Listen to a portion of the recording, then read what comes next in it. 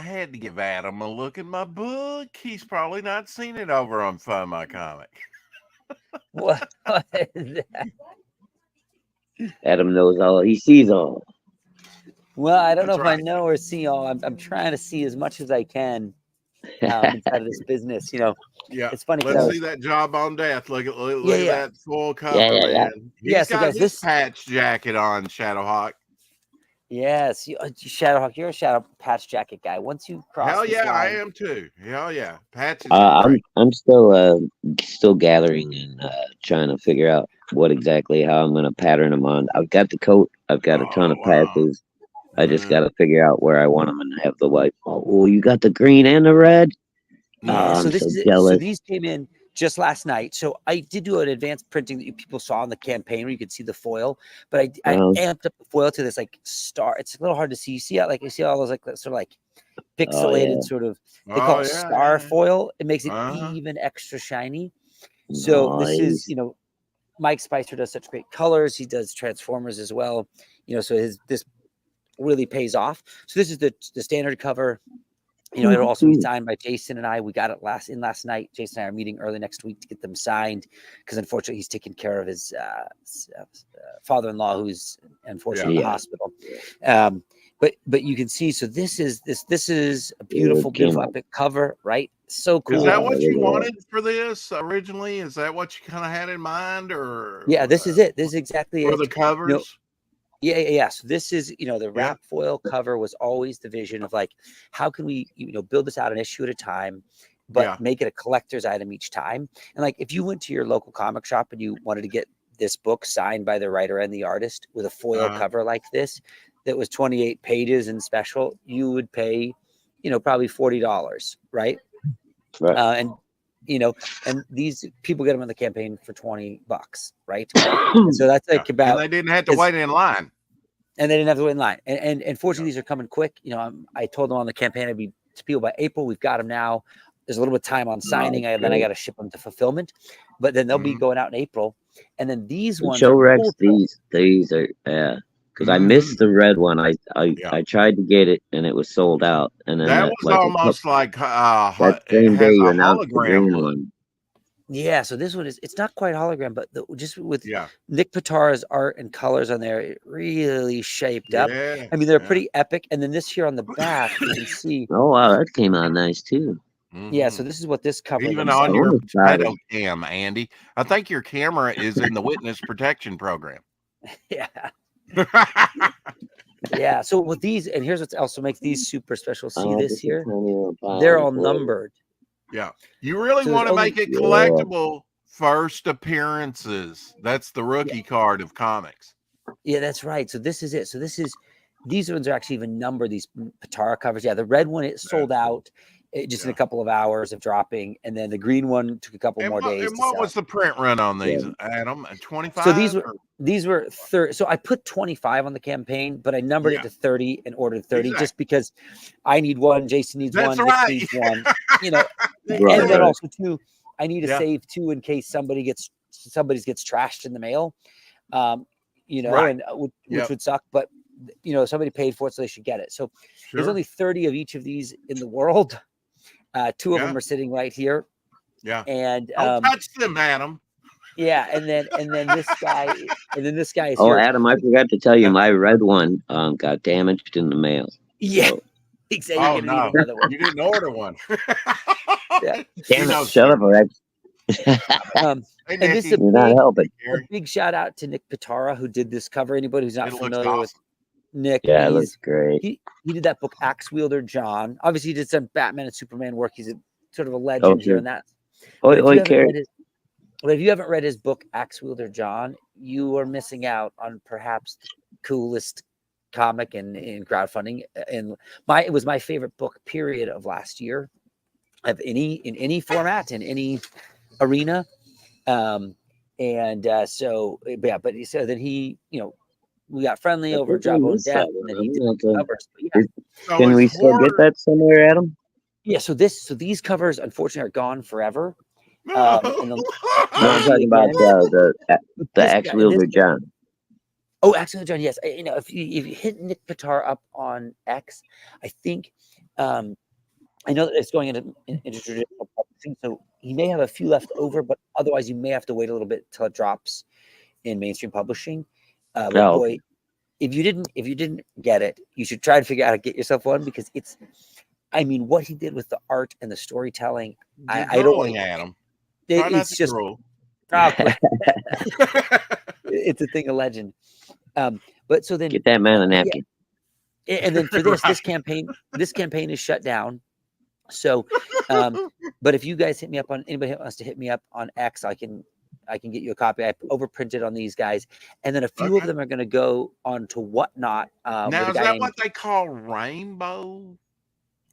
No, this is like this is actually like a star foil, they call it, because star foil. Okay. Yeah, because there's because in the foil realm, there's kind of dozens of options. Yeah, holochromes and chromium. Yeah. And so on my printer, she's amazing, and but I like the way this works with the, like, it's almost like sprinkles of like twinkly sprinkles are on it, and so it really, I like the way that reacts. Were you going for a psychedelic, sort of pseudo psychedelic or neo psychedelic look, or what? Well, I think kind of the look I was going for, what I liked about this so much is it really makes the cover come alive, and when you pick it up, it seems every angle it has like a different look. Oh yeah, different facet, like a gem. Yeah, exactly. And I think, and this enhances that a bit more than maybe what might be considered classic foil that you see. Yeah. And so it was like, and when you're getting something cool, right? When you're getting a book that's custom. Is that what you loved back in the 90s? Was like, because it seems like you were a 90s image type, special enhanced die cut, chromium cover, I think Aztec cover. Yeah, I loved all it.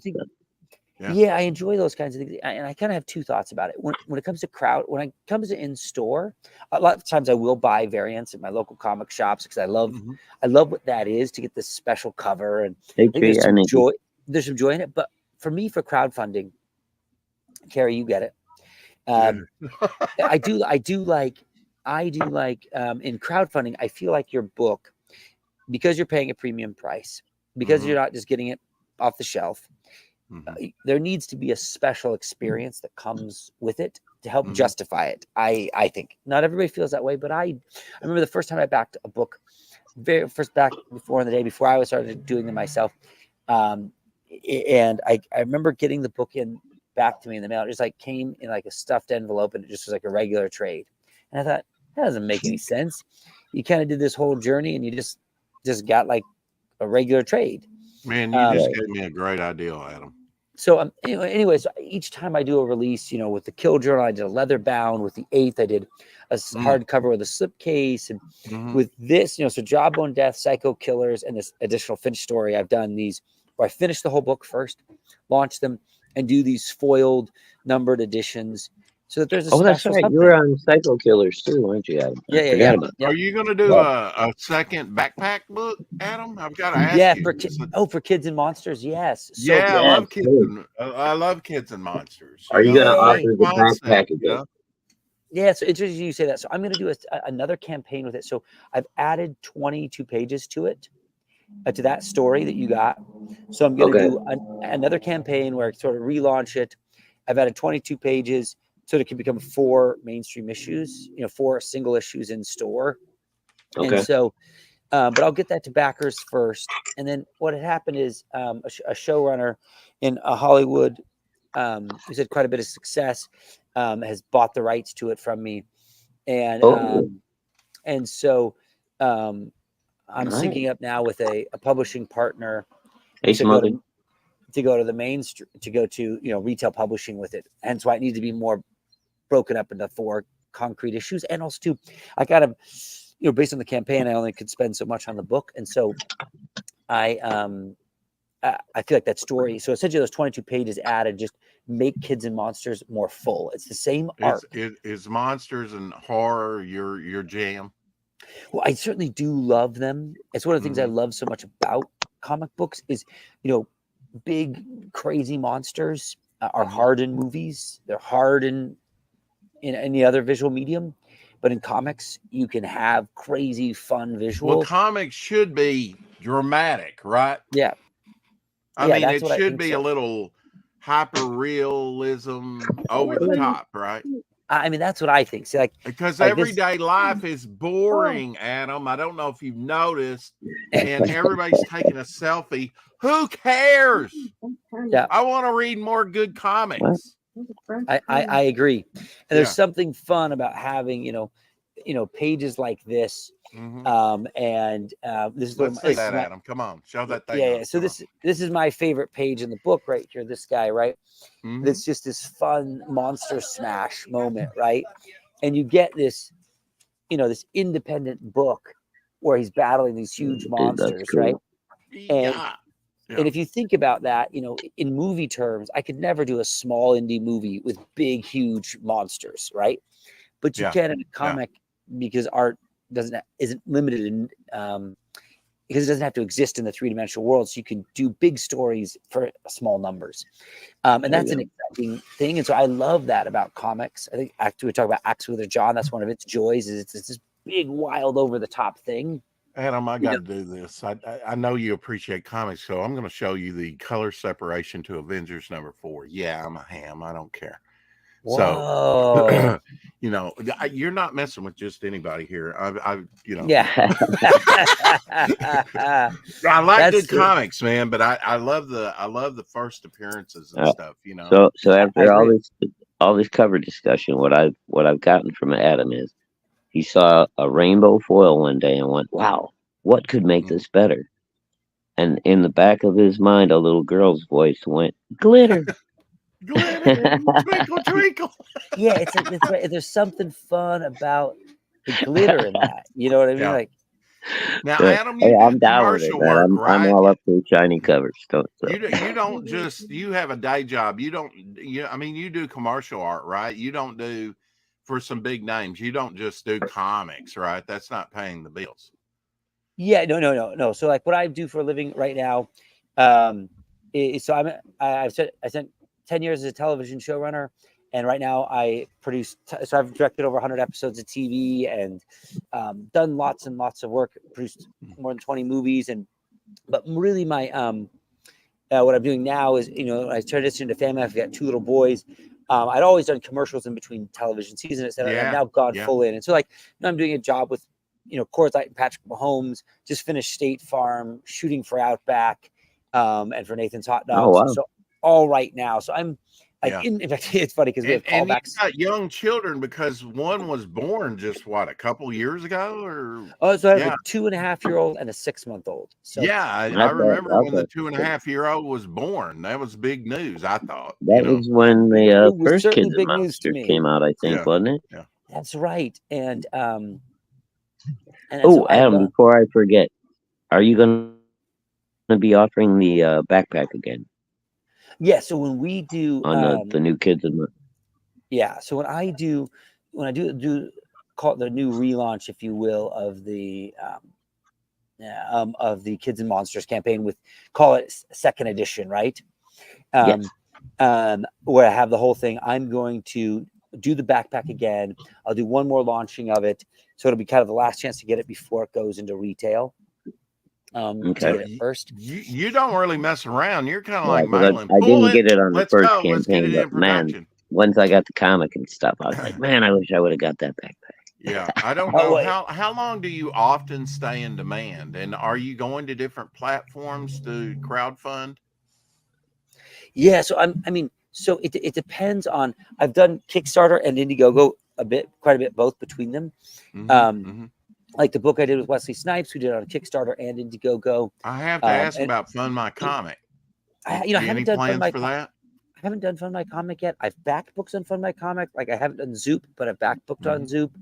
And so, part of me wonders a couple of things. Like it is as far as part of me also doesn't want to make it an endless sprawling thing of crowdfunding, right? I also want to try and make it when I do something, it is more exclusive versus hi, I'm endlessly here crowdfunding, so it doesn't really feel that exclusive.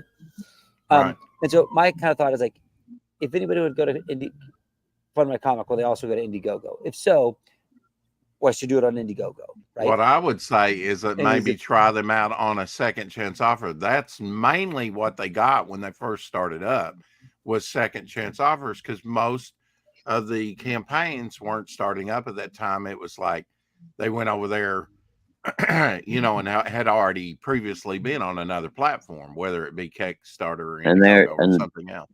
They're a lot more comic book oriented than either Kickstarter or my briefcase. No, it's Fund My Comic. You know, it's kind of like right on the nose. But yeah, exactly. I just threw that out there. That had needed to. You realize you're the hero of your son, of your sons. You got 2 sons, is that right? 2 sons? Yeah, I got 2. Yeah.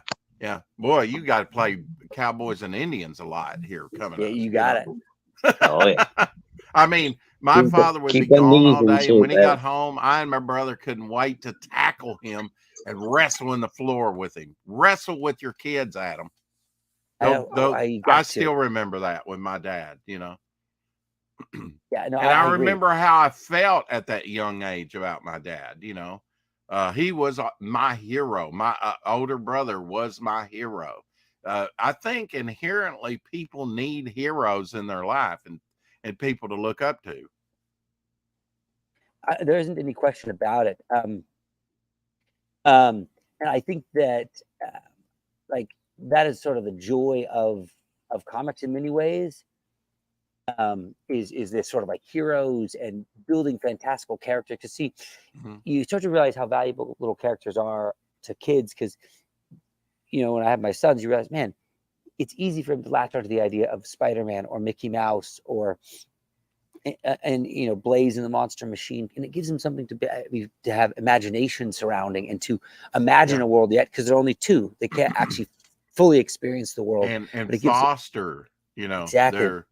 Look, I've got a long memory. I may be just a weird mutant, but I can remember back when I was like 1 and 2, and a lot of it was TV, because I've absorbed that, because where I lived, that was the window to the world. You know, that was the transporter that was going to get you down to the planet. But that's what affects your imagination as you grow older, right? I mean, the stuff you're influenced by.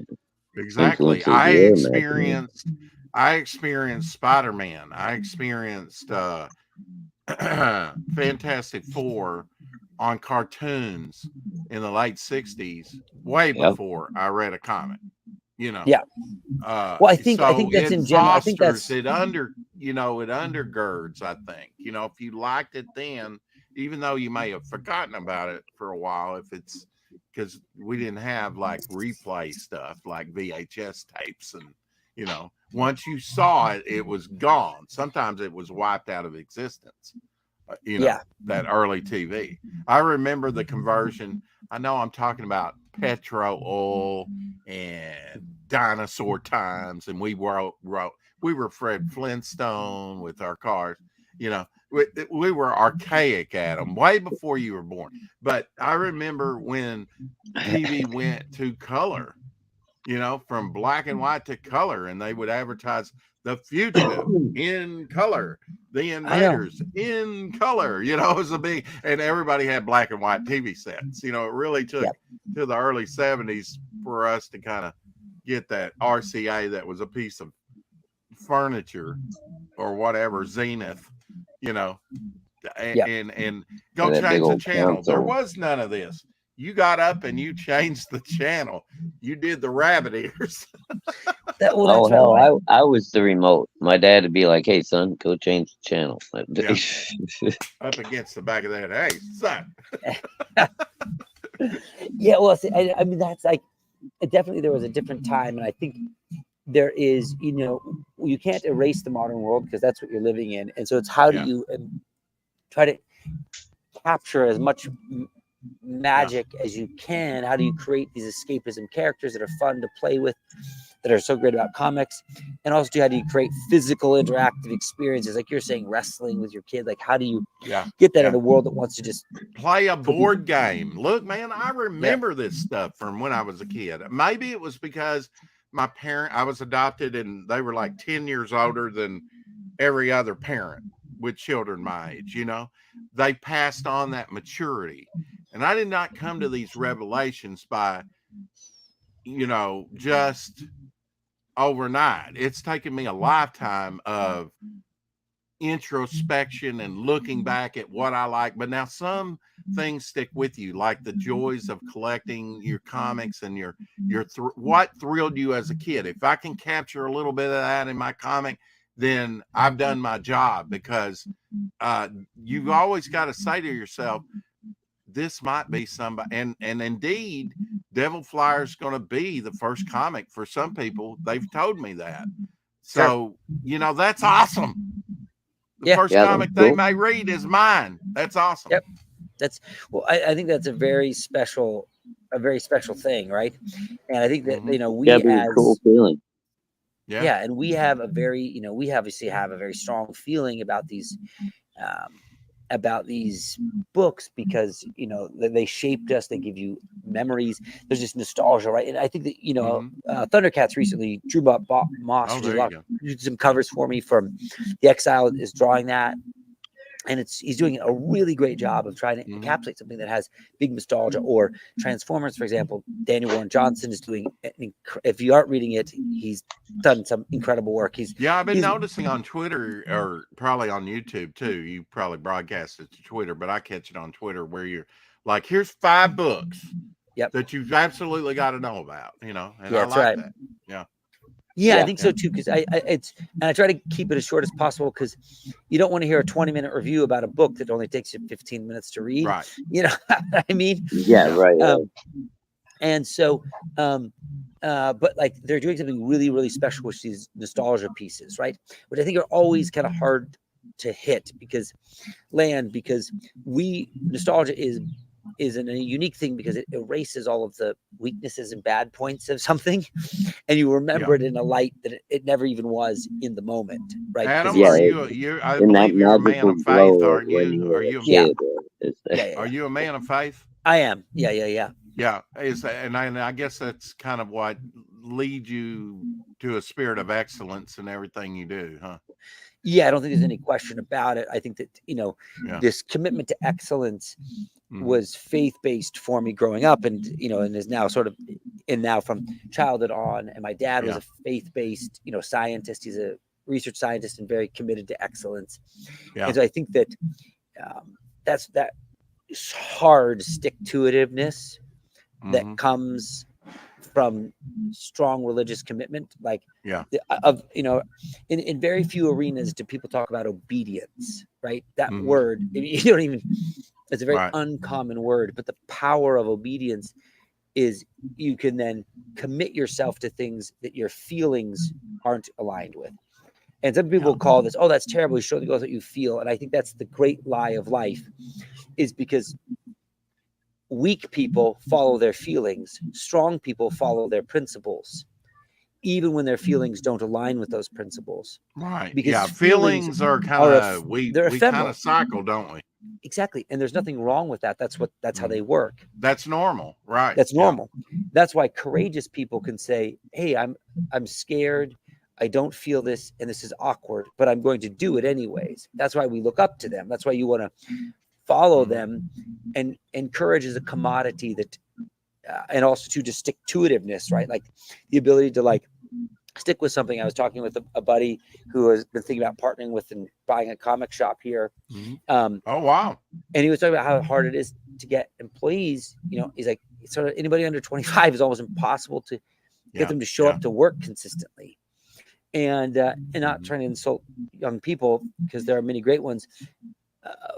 But a lot of these sort of disciplinary tasks, like you're talking about, also faith being incorporated, because faith tends to keep people more disciplined. Really, the unfortunately sad thing of it is it doesn't just affect people's faith. It just kind of everything sort of falls apart a bit, right? It's hard to just keep an employee. Like I own a post-production company, where I do all the editorial and visual effects for the commercials. And my visual effects super lead, he's like, Adam, anybody under 25 hopefully cannot be hired. I just can't have them working here for any reason, because we're going to be in a delivery for Google. I just did a big campaign for them. And when I need something delivered at 2 a.m, because we're having problems, I need a guy who stays with me till it gets delivered, because Google has a meeting in the morning with all these people that are going to talk about it. We can't miss it. Right. Yeah. And if and he says, I just have such bad luck, and it's unfortunate that kind of gets perpetuated. That. Yeah. Anyways, I got to digress too much on that, but no, I mean that's where we're at with society today. Put the comics down, Adam, and talk. It's like real pleather. Corinthian leather. Shiny. Look, man, you're trying to hypnotize us with the shiny stuff. Yeah, you get it. Yeah. No, but it's a little bit of a reflection of pay no attention to that man behind the chromium. That's right. Yeah, there you go. But yeah, it's a bit of. I mean, that's all we're getting is remakes nowadays, Adam. Right. They're talking about remaking Wizard of Oz and It's a Wonderful Life. Don't do it. Yeah, stop. They did that in the 70s. It was called The Wiz. It was, what was the new one they were just talking about? Yeah. So, the thing about this is, I think I work in Hollywood. I have a deep love of movie making.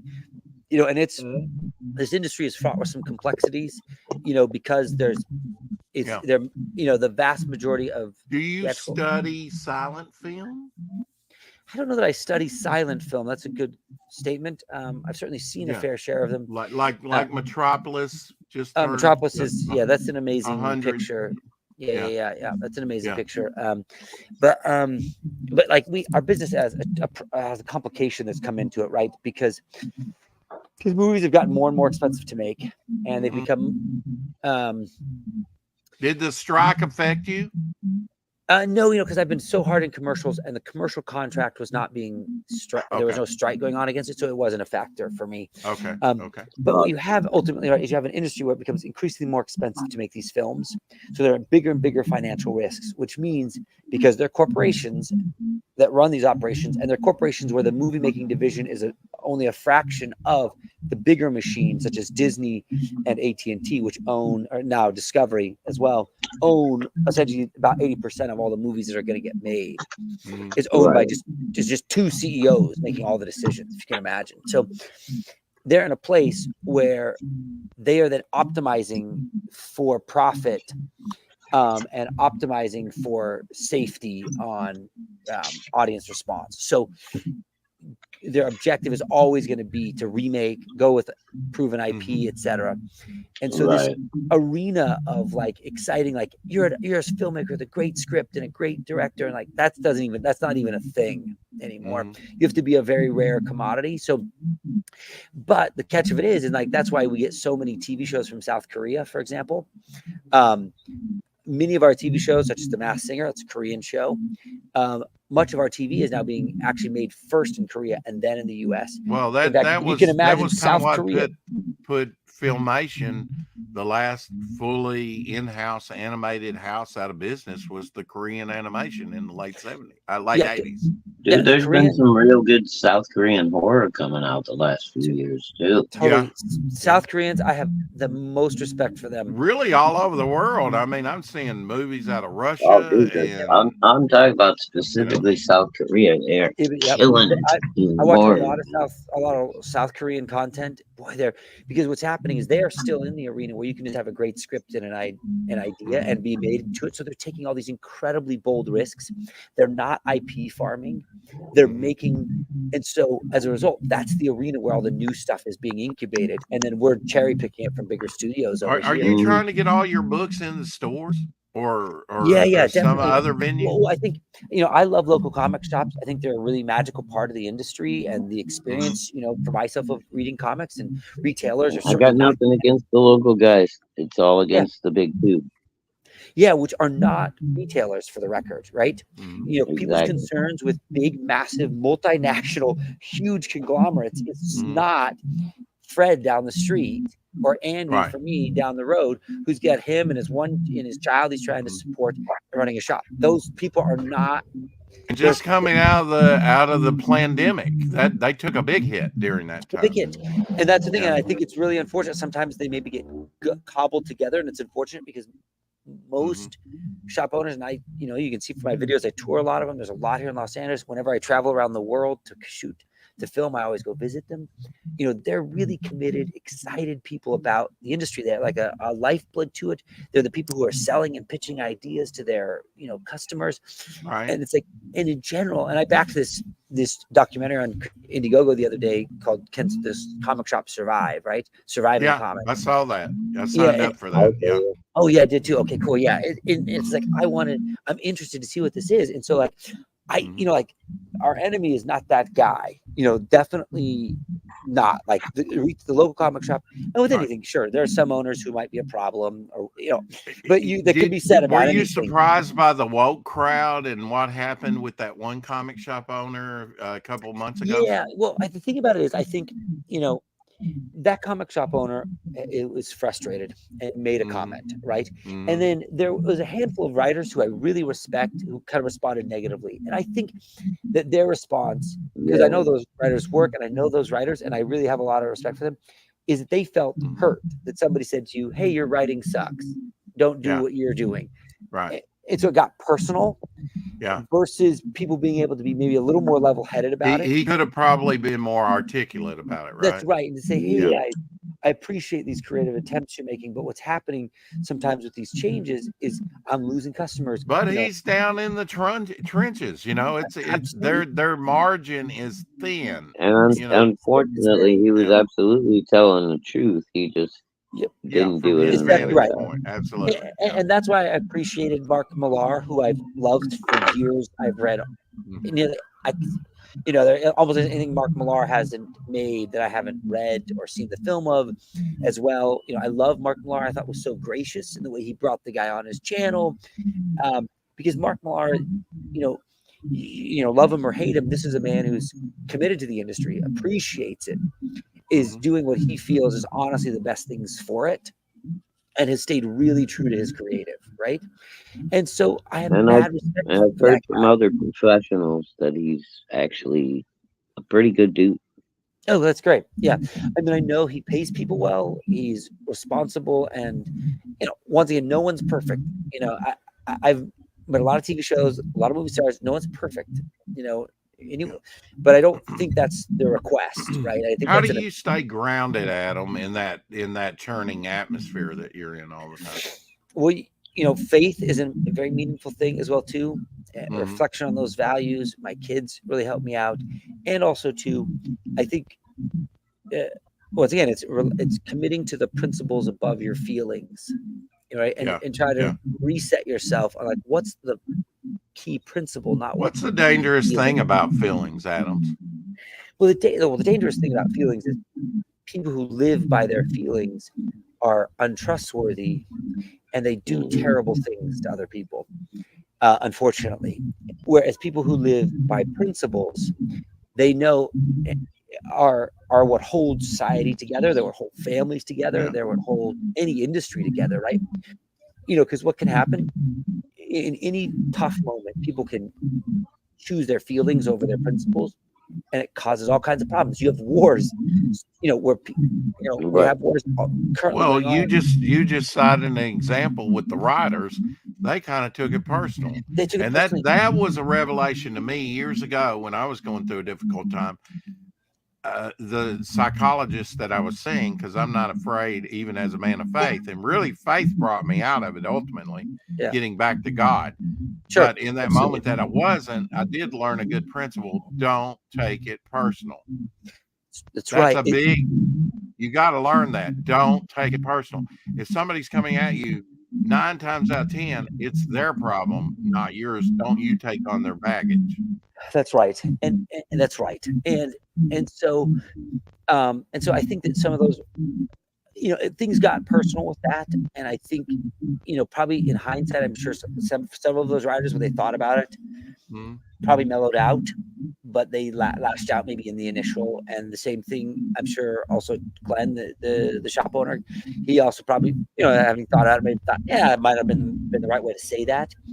But nevertheless, the truth of it is shop owners are in a tricky position, and it's very difficult to, maybe remedy those answers. And when you've built your whole life on it, Feelings are high. So I try to want to give both people the benefit of the doubt. Yeah. Those writers aren't evil. They probably just personally hurt. Well, in all situations, I think you have to meet the person where they're at. The shop owner was at one spot and the writer's another, another spot. Absolutely. Your friends. And you got to meet somebody where they're at. You can't expect them to come up higher or down where you're at. We're all at different levels of maturity. Maybe spiritually we're high, but we're immature in some other ways. And maybe we're spiritually low, but we're immature. You were mature in other ways, Yeah, absolutely. And that's why I have mad respect for Mark Millar. He met them where he was at. He made an active effort. And the thing about this is, Tom McFarlane was talking about this. And he says, here's the thing. I'm a businessman. And he's like, if I were to look at our business, when I started in the business and now we're selling less comics, and all businesses are based on sales. And if you are selling less cars than Ford, people would say, that's not good. You're not doing as well. Like, it's not he's like, this is a simple mathematical equation. He says, who knows whose fault it is, partly mine, partly others, partly whatever. But that's a real thing. And so to pretend it's not a factor is foolish. But did you get a sense from Todd that I could have done more? That he had a little bit of regret there? Who's that? A little bit of that responsibility himself with McFarlane. Yeah, with Todd. Yeah. I think that there was a bit of that sense to it, because he, he's a toy maker as well too, and I think he's tried darn hard. I think he's been a great staple of the business, and I think that he's somebody that helps keep it together versus the other way around. And I think he's got a bit of a loss to it too, and because it's really quite a complex equation, right? And I've been going to local shops and I've been reading so many books. Well, we didn't get here overnight. We're not going to unpack it overnight. That's right. Yeah. I think it's important. Well, after 300 issues, Todd kind of reinvigorated Spawn. I don't know if that's ever been done before, but I know. No. Yeah. And it really, I guess we need an Alexander to come in with the sword and cut the Gordian knot. Because it's been decades getting tangled up. It might take decades to get untangled. Yeah, that's exactly right. And I agree with you. It's now the problem is, I think what makes it tricky is the problem is it's so multifaceted. No one side can solve it, right? Now, see, that's when you hook up the multifaceted cover and show it to us again. Yeah, you don't miss those beats, Adam. Come on. There it is, baby. Because it's like part of the dilemma is, so Avengers Endgame comes out, right? Makes $3 billion in the box office, most successful movie of all time, also the most expensive movie of all time. And sales of Avengers comics don't hardly go up. So clearly that's what that says is you had a $3 billion ad. But when you went to that comic shop, you got something different than what you saw in the movie. Yeah, that did not help. That did not help. That did not help. That made no sense at all. Squandered the world's most expensive commercials. Yeah, exactly right. That did not. I think that makes without question. That was a foolish thing. But so where I'm going with this is, but sales didn't go crazy. So it's not just awareness, because awareness, we have that at all right. Yeah, you're bringing in non-comic readers. All right. So you're trying to bring in. There's the content that's being made. One. And then two, there's the destination and means by which people get it. And then there's the culture surrounding that. So think about, there's the content that's writer and publisher's responsibility. Then there is the destination, like the comic shop itself. There's this one here I did a video on, Preventive Comics and Pinball. It's got 20 pinball games, couches, drinks, amazing areas to sort of hang out at. They built a magical destination to go to. Adam, if I opened up a comic shop, which I had one back in the day in 82 and 83, and I was still in high school, by the way. But got partnered with another guy, and we had a comic book store right when the direct market was breaking out, and exclusive content was sent to comic book shops. Marvel had just come out with Dazzler #1. Anyway, small. If I did it today, I wouldn't let people go through the boxes in the books, devalue them. I'm sorry. I would give them a flat screen TV. I'd have out the 3-dimensional sculptures and posters and things like that to sell, but not necessarily the books. And you might have a dollar bin or some cheaper, book that you don't care about, but to fill up some space and show them that you've got some comics. But I would, like you say, cool thing. You want to watch a screen like Space Ghost or something? You want to sit down and have a drink? Here you go. Here's your tablet. Here's our inventory. Go through it. Yeah. So I think you're talking about different means. I'm talking about being innovative with something that's been the same tired old thing. And, there's only one way, one mindset to do it. I agree with you. Creating inviting destinations that are fun and appealing, and that a first timer or somebody maybe who doesn't like superheroes or is interested in how to see books, regular novels have been doing well over the last decade, for example. They've done really well, and and they perform really well. We learn a lot from what the book industry does, right? And we also have a complexity in our problem is that we have this chase for single issues, which is very unappealing to casual people, right? And so, like, how do you transform it to your comic shop being a destination, right? Like, this is where I want to go hang out. Most comic shops don't have a couch. They got no beverages, and they got long boxes full of comics that people, that back issues. Maybe I've seen a bunch of. I think if you're going to be successful, you got to have back issues. But I've seen a lot. They just sell off their surplus, and they're not interested in storing, back issues, which is crazy to me. I think if you're going to be in it for the long run, the statistics. Less than 2 years, you're out of business if you open up a comic shop. That's statistic. But now there are those shops that have been open 30 years. I go to one, Yeah. No, absolutely. So I think there's some complexity to, delivering that, but I think it's got to be around making a destination that is hanging out, and then there's building a culture surrounding it. That's unique. Yeah. Yeah. Look at what was it? Stop. What? Oh, GameStop. Was it GameStop? Yep. I mean, they were it for a minute, and now they're, there's a lot of trendy, we carry Funko Pops, and it seems like the stores, that's what they focus on. It got away from the actual books. Right. It's because it's hard to get people to read. But like I said, my first comic was on TV. Yeah. So there's, you can read, one of the things that I really love that CrossGen, that Marvel and others did were the CDs where you had the stop motion comics, and it read you through the comic with a little motion. Have you seen those? No, but it sounds cool. Yeah, it's cool. Yeah. Back in the day, I've got a whole long box full of those that I paid a pretty penny back then, about $14.99 for, which, was a lot of money back then, and we're talking. I've seen stop motion on the internet, but I haven't seen that.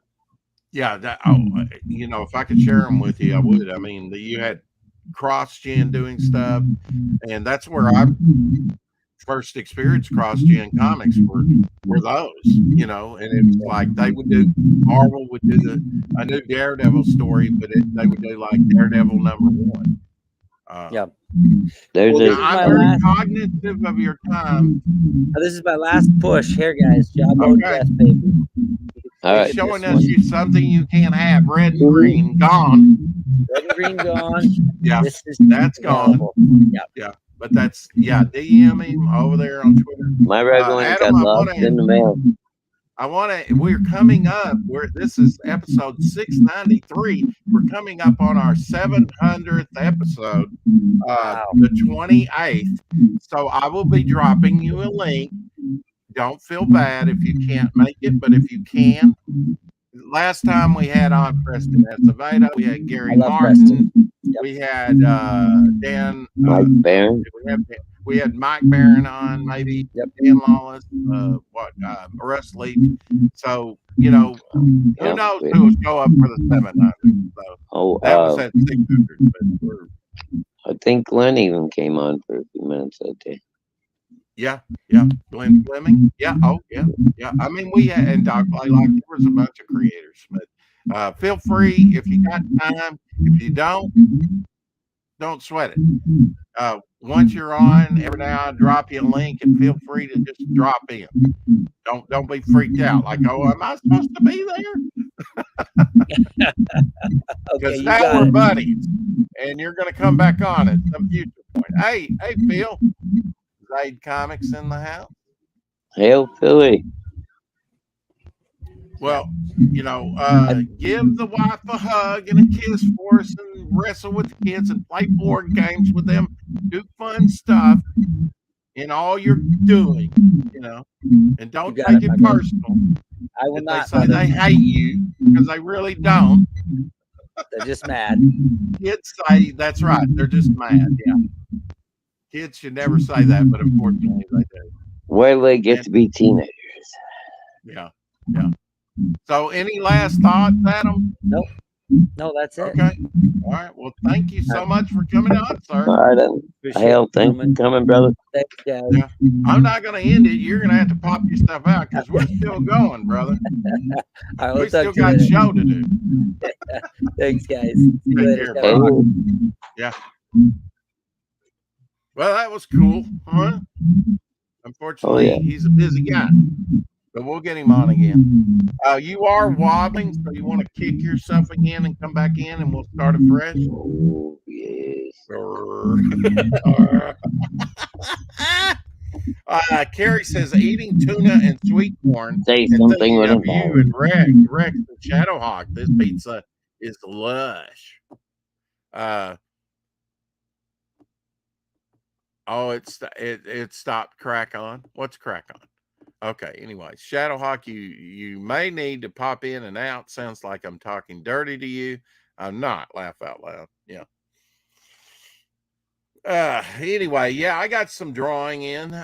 You know, and was on Nerd Bacon. If you didn't see that, I simulcast that, and we with Luke Stone and Pedro and Randy and others. I can't remember. It's been a long day. So this is about my 4th time to broadcast today. So, you know, busy little beaver making the dam. So I've been doing, want to wait till Shadowhawk gets here, but I've got some more head sketches. You can absolutely get a head sketch. We went over, we really hit 50 backers with Devil Flyer. Can't wait to get the Mancroft bump. Still up on Fund My Comic. We have 12 days now to go. We are in the final 12 days of the campaign, and then we will go in demand. No secret about that, but get it now. I meant to ask Luke, is there any difference over on the Indiegogo and Kickstarter? There's a difference. They want you to back during that time, and I don't think Kickstarter even does the in demand. I'm not sure. Welcome back, Shadowhawk. Hello. So better. I remember you. Yeah, and we'll take a look at that, Carrie. Yes, it's awesome. Carrie's unfortunately going to, have indigestion later. Tuna and sweet corn pizza. Oh, where's the prawn? The shrimp that you put on it. Wrong with you, girl. Yeah, what is wrong with this girl? So I did some drawing, Shadowhawk. I think you've already seen these, right? Maybe. Oh yeah, I saw that one last night. Okay, so I think you've seen these 3. Okay, so here is Genie type character. The only person to draw. Inspin Dillard. And then here's a Dirty Joe, horizontal. I think this is the one Carrie's don't dish without trying. Okay. I think that's the one Carrie likes with the red eyes. But now that's not the only red eye one. I did a Geo. I drink red eye. Yeah. Yeah. Had a little red to his eyes too, because he's hot inside. Yeah. Lava. And then I did the cactus guy, whatever he's going to be. He's like a radioactive plant guy. But I actually gave him some facial features there, a little bit more. Shadowhawk. Cactus man. He reminds me of the villain, like the jailer or whatever. You know, he had the prison stripes, like the prison bars, going up against Superman. It was like the you know, he was kind of like this. You know, I was like, am I channeling my? He was like in Superman Family. You know, one of those big books. Oh, those are a little old for me, Rex. Oh, okay. No, they're not. They were in the late 70s, early 80s. Don't you start with the age. I tried.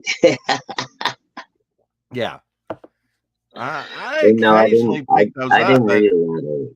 I reasoned myself straight out of those because I was like, $1, I can get, I don't know, $1. I got to be really committed and like this thing for me to spend $1, you know. And I was never a big Superboy fan, so I didn't care about. Well, they had Batman Family, they had Superman Family, they had the dog, the horse, the cat, fucking goddamn super goldfish. All right, there's no arguing with you. You must have ate the pizza too. That's my favorite. Reminds me of Slender Man. Yeah.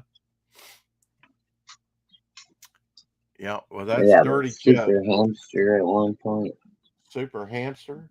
Well, now don't diss that. You'll be, you know, stepping on Don Chin's toes. You know, he had radioactive black belt hamsters. Well, that's not a super hamster, mister. I like that I read, you know, the private chat, like Adam says, I got to run. Yeah, I was watching the clock. I was trying to squeeze a minute. No, you read that wrong. He said he has the runs. Oh, okay. He's got the runs and he's got to go. Got it. Yeah.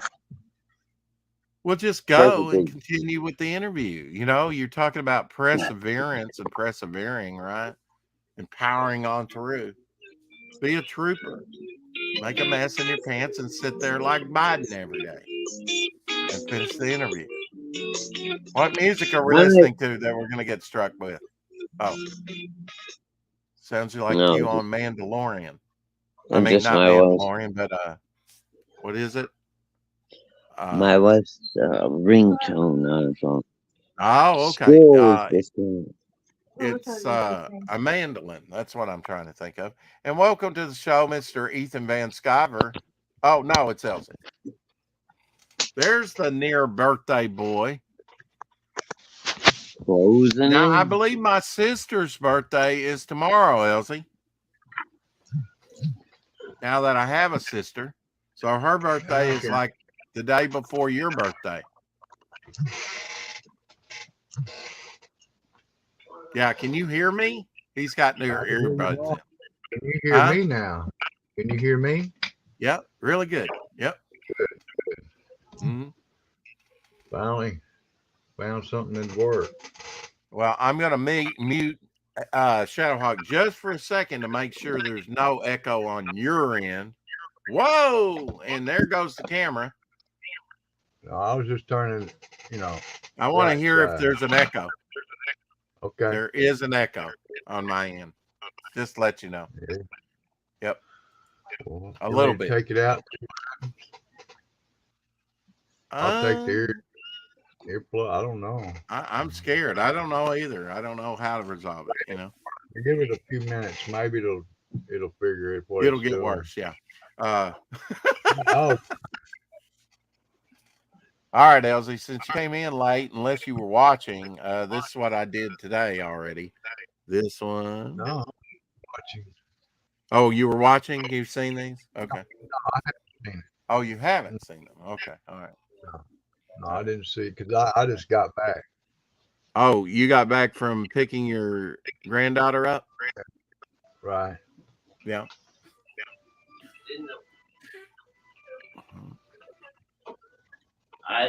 I just noticed it last couple of days.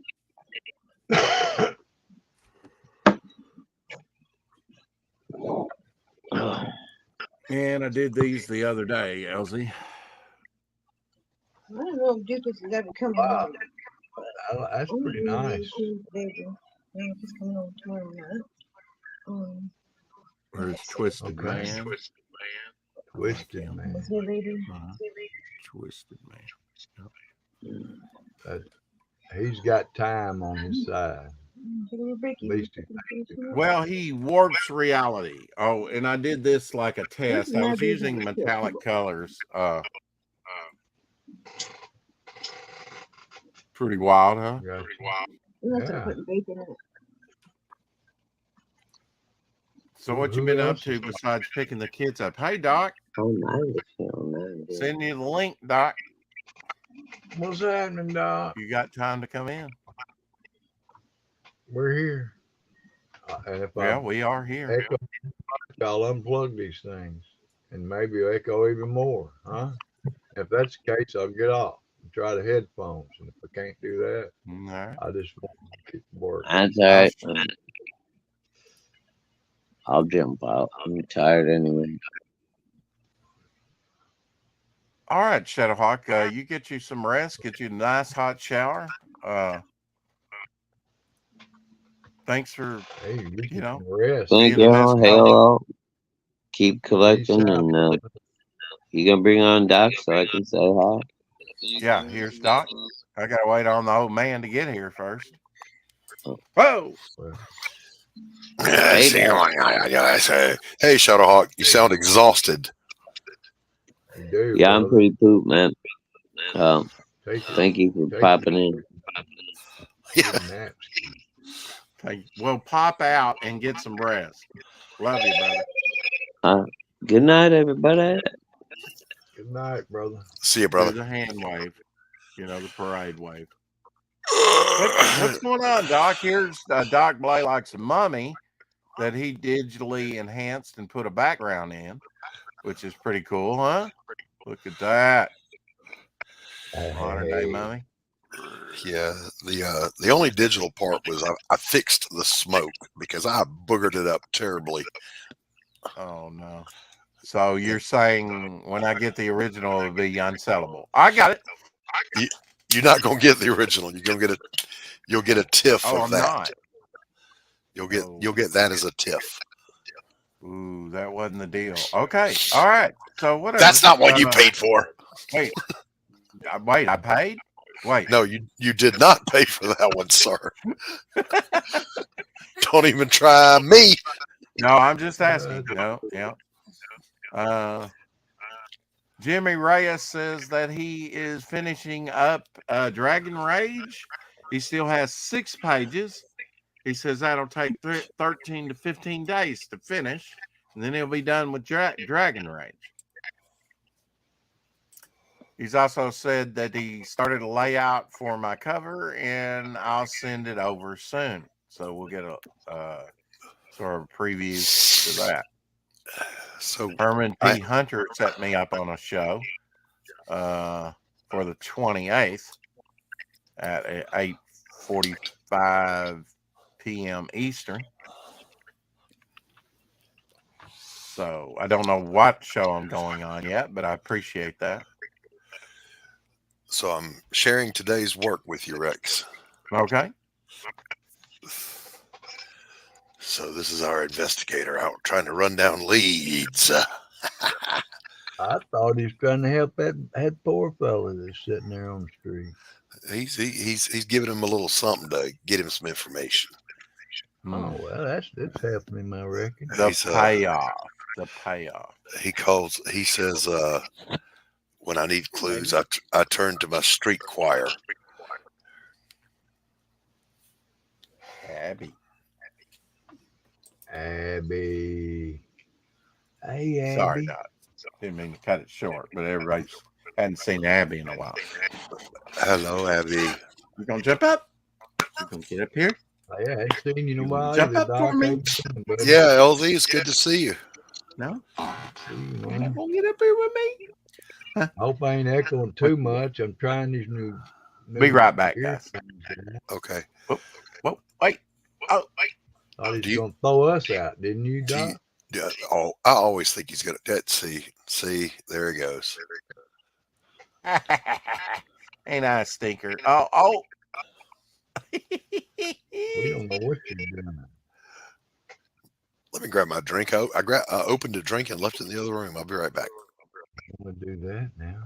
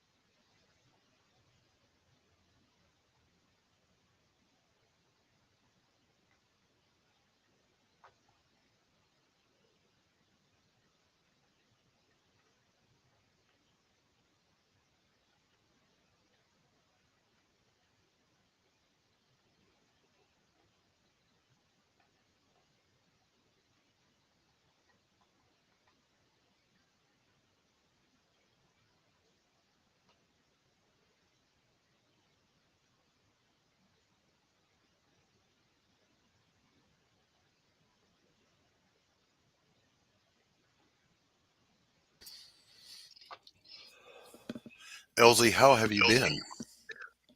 Man, I've been pretty good. I really can't complain at all about me. How I've been feeling and stuff and all. I can say that's good. Good man. I'm happy. Good to That's the hear. main thing.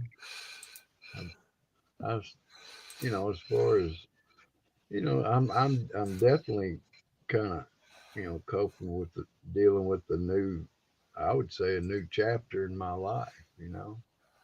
And what is that? But for the first time, I've never had my parents both died, and here I am at 67, and this just occurred a little while ago. I've always had my parents. Mm, And it to me it's adjustment. Of course, I'm blessed they've been in my life for this long. But they never were rich, and they never did, but they always cared about me. And that was real cool. You know, mm, and my mom died 10 years before my dad, but then he developed Parkinson's like the last year, so it was tough on him and everybody around because they didn't understand. yeah. Me, I just went with it. If he said we're gonna be doing something, I figured, well, why not?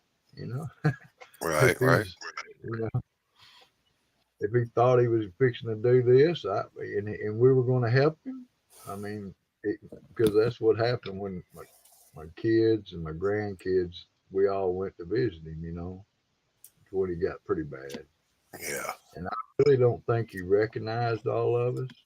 See, he's sitting there. My dad was a preacher and an educator and all his life. He'd worked all his life, every day. Hmm. I mean, he was that way. He couldn't take it if he wasn't working. Kind of Now like an you artist. you were a You teacher know, also, weren't you? I taught for 30 years. I didn't figure I'd need to teach all my life or I'd be dead. Because 30 years I is mean, long enough, brother. That is in all your life. the public school system now, Yeah. but that was probably some. There was some good. I'm glad I did it. You know, I Right. really am. I wouldn't do it today. No, well, no, I'm not that. I can't. I mean, my last 2 years was a struggle. Everything was technologically based, and I was not technological. Okay, everything was handwritten and drawn. I was hands on everything. I was an art teacher, you know. Right, Then they right. threw me in a special ed right towards the end, and they wanted everything typed and everything on the computer, and they wanted all this stuff. I told them, I said, look, I said, you put me in this position. This principal did. And I even told the parents, I told them all, I said, look, it's like this. If you want your children to have an IEP, these students, then y'all gonna have to write them. That's what I told all them teachers and the principals and everybody else.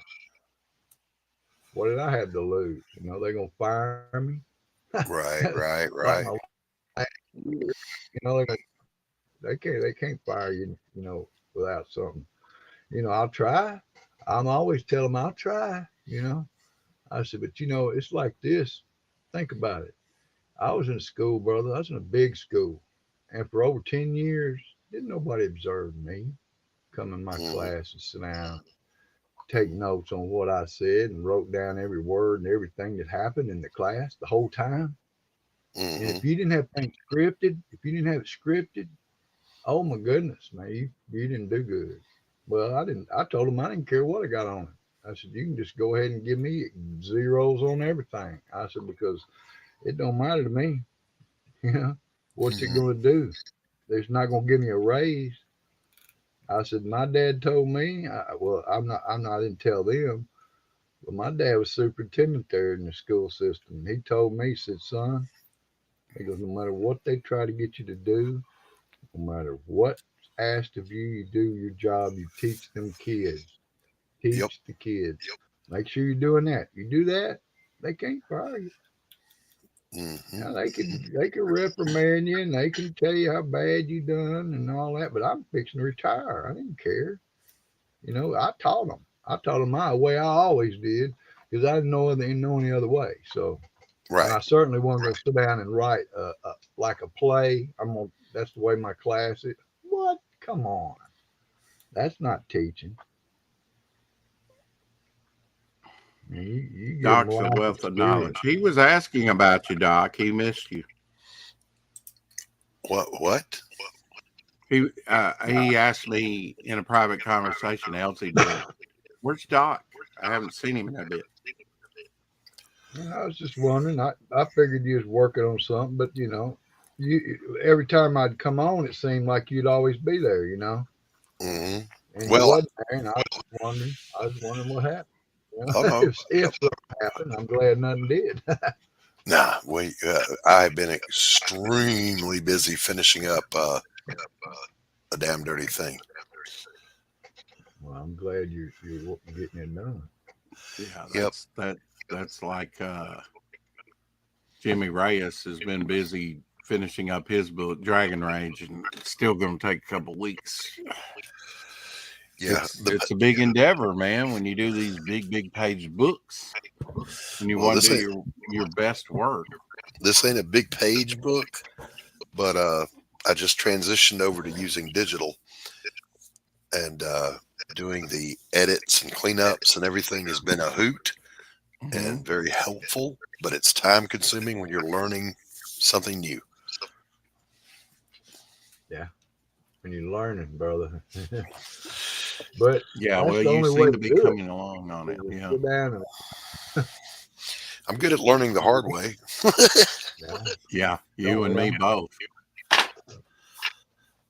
I'd rather hire the heavy lifting. You know, if I wanted to work my ass off, I would have been a farmer because my whole family was farmers. You know, Mm-hmm. but I wanted to get off the farm, Doc. I didn't want to work that hard. Right. What you got there, an Adler?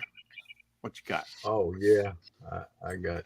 I didn't know if some of these you'd seen or you hadn't seen. Well, let's see them, man. Let's see them real quick. We like to see some production art on here. One of a kind items. Hell yeah. Losers. No, I don't think I've seen that one. Hand painted. Hand painted. Yeah, I can tell by the DC logo. It's got a little red up And there, yeah, denoting that it's there was. supposed to be red. I got about $100 off because it had a small tear somewhere. But I didn't care. Yeah. Better a little torn than tore up and Yeah, non-existent. I mean, it was unnoticeable, really. That's an approval cover. Mm-hmm.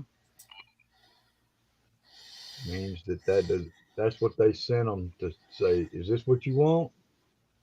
Is that a painted one as well? I can't really tell. Oh, that's approval. Okay, yeah. And what number is that? This is number 111. 111. Now, Stanley. And what's the title? The Wide Wacky World of Stanley and His Monster. Yeah. Oh, with the Superman t-shirt on. Yeah. That's pretty cool. Looks like the goon coming in the window there, Elsie. Yeah, they're scared. They're Or a kids goon. and everybody trying to get him to go at him, and he's like, "Hey, man, I don't want to." 12 center. Man, the cut is so bright and pretty. Oh, that's the thing about the Atlas collection. Yeah, they're printed. I talked to him. I got. Hey, Anna, bonjour. Or bonsoir. See, I'm learning. Oh, there you go. Yeah, I don't think I've seen these. That's a nice one for a tomahawk. Yeah. Ooh, look at mares, man. Don't think I recognize the artist, but Cardi. Nick Cardi. Is it Nick Cardi? Okay. Well, that's who signed it. He did a bunch of covers too. I often forget about Nick Cardi, but he's ranking right up there with Al Milgram and Gil Kane for covers. I don't know, but there's something, this title that to me is a pretty cool title. I'm not sure. That might be a Bernie Wrightson. I'm not sure. Kind of elusive. No, he doesn't say. Okay. Yeah, that's the one thing I wish he would have put on the certificates of authenticity, the cover artist. Oh, I see you've got your Future Quest poster that you bought at your local comic book shop up there. That is so cool. Changed your background a little bit. Yeah. Secret Six, that was kind of like with the Creeper and Anthro. It was short-lived in the 60s. And My Brother Geek or whatever it was called. They had some short-lived titles in the late 60s. This was one of them. Yeah. Now, Doc, you've been feeling all right. You seem to be breathing heavily. I'm good, sir. I'm not breathing heavily. All right. Not any heavier than usual. Okay. Well. Yeah, I'm good. Thank you for asking. First appearance of Dolphin and Showcase presents. And these aren't the books. These are the actual production pieces that help produce the comic. You look that book up, see what it costs. I used to have that one. I don't know if I think I've got a copy of that actually in my collection. They're worth some bucks. Apex Comics says I used to own Secret Six 1 through 6, 1968 DC Comics. Hell, Apex. Love Dolphin. Yep. From Beyond the Unknown. Joe Kubert did some of those covers, and I think Neil Adams as well. Some of these titles people haven't even seen. This before. Is a file copy. Okay. Oh, the actual book, the file copy. Ooh, good one with Neil Adams. Nice. Now, do you see a little indentation where a paper clip used to be on the spine there? I do on my 2 file copies. Like there was additional notes and things. I could see where it might have been clipped right there. What do you mean clip? You mean with a paper clip? With some kind of little clip. Oh, okay. But this is cool. This is a very nice copy, brother. This is probably is very fine. Usually file copies are, but not always. I mean, The very first one I Oh, bought was maybe in fine condition, but I I mean, it must have was the sprung. file copy. I must have Ah, look at sprung that, for a matching set, painted piece. but Very cool. it had rice paper. He didn't want to write because let me tell you the story. What I was told that this act because Robert said that Jack Adler said him and like Neil Adams and some of the others would actually collaborate on the colors together. But he said sometimes Neil Adams would want to do it himself. And he says he can tell by the look of it, the way it was done. He says, I can pretty much tell you, I've got two here that he believes was hand painted by Neil Adams. Yeah, But, that tracks. No way to prove it, you know. Now, is that a trifecta, or are you saying you've got 3 pieces? No, that's it. Oh, is So that the rice? Now, wait a minute. Hold both up together and let's see the variance in color on both. The same, this has the rice paper that flips over it. So he didn't want to write on the cover, the painted Right. cover. So, do you just have that flipped over? Is that it? Yeah, right. That's the way I got it. Oh, okay. I would flip that back and over it. I know it would obscure it, but I haven't done it yet. yeah. I got it's a pair. There, I've got that GI Combat that's got rice paper and notes over the top of it. I think so. There's 2 in the collection we have like that. Ooh, Lois Lane. Look at that. What's going on around the logo there, Elsie? It looks like a breakthrough to the. Oh, she ripped off part of the cover. Oh, and you're seeing the splash page. That's cool. See that, Doc? I do. With women's lib, Oh yeah, that was the thing in Wonder Woman and Lois Lane back in the early 70s. He said, man, he did note, he goes, this was the only one where that was ripped out of the cover, especially in a picture like that. And then the last one, this is a cover proof. Yeah, I have that book. I like ghosts.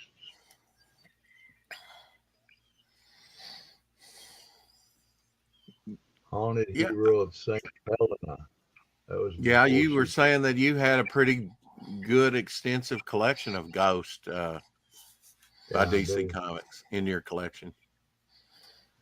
Now that's all that I have. I do have a nice stack of foreign comics, but I don't want to know if you wanted to go that far. Foreign comics. I don't know. Doc, do you want to see some foreign comics? I'm down for anything, bro. Okay. Let's see those foreign comics then. Roll that beautiful bean footage. I probably got about a handful of foreign comics. I don't have a lot of them, but I do have a few. Oh yeah, there you go. From the UK. That's a non-glossy sort of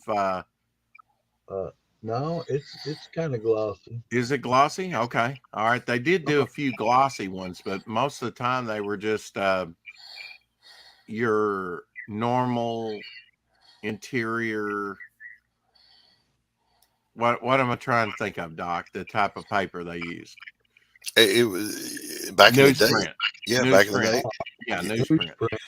I was trying to answer. I swear to God, I was. I know. Too slow. It came to mind. What's that figure you have up there, Elsie? On your left. Here? Yeah, up there. What is that? That is a Spawn Gunslinger. Oh, Spawn Gunslinger. Okay, I think you did show that to us. That's cool. Yeah. Oh, look at that. Avengers. Yeah, baby. And yeah, they would put the Avengers. This is the first time I've seen it with Master of Kung Fu, but it seemed like the Avengers and Conan was in the Avengers a lot of times on the UK ones. That's the first time I've ever seen Kung Fu on there, though. 1974. He was Master. star. Yeah. There were quite a few of them that I've seen with Conan, though, in the Avengers. Kind of an odd mix-up. I'm fixing to show you some Conans. Hey, Conan, anyway. There you go. So these all seem to be British, and they're kind of magazine size. Yeah. Is that a glossy cover there? Yeah, this one is. Okay. Now, this they one did do a few glossies. But I've got some Cat and Britons that are just newsprint. Oh, that's a nice one there. Secret World of Marvel. Or the Mighty World of Marvel. My bad. So we got the old yellow costume. That didn't last but about 6 issues in Daredevil.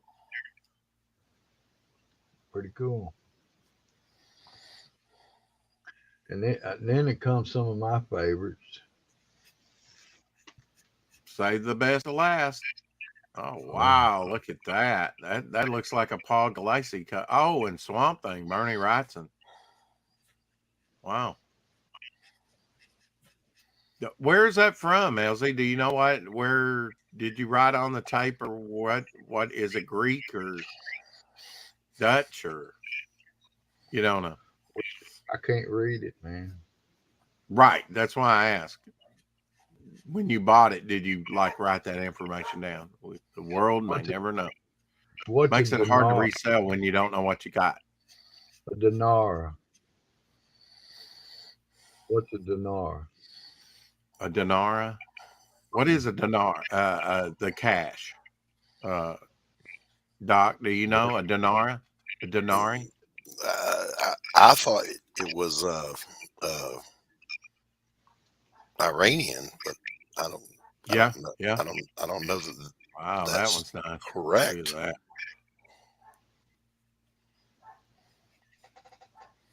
My dog's barking again. Oh my! I had to mute myself and say, "Nice square bound." I'd tell her to be quiet. Shut up, baby. Yeah. Yeah, that looks like a pretty thick magazine, actually. Avengers versus Master Kung Fu with special guest Conan. Oh, wow. Gigant. Wow. Couldn't put it in a magazine bag, so I had to. Yeah, I hate the odd size. I think that's a Frazetta, maybe. Nice little underwater diver. And I don't know if it's Frazetta or not. It might be. I think, yeah, it is Frazetta. Yeah. 1966. Nice painted cover. 1966. Wow. What it says. Going, wow. Well, it was probably printed after that, but the painting was probably done in 66. Yeah. No? You think it's 66? Don't matter to me, man. I like it. Well, it should matter to you. Did you know? That's another Frazetta right there. Hey, all that matters is I got it. Okay. And if somebody sees it and they want it, they can shoot me an email.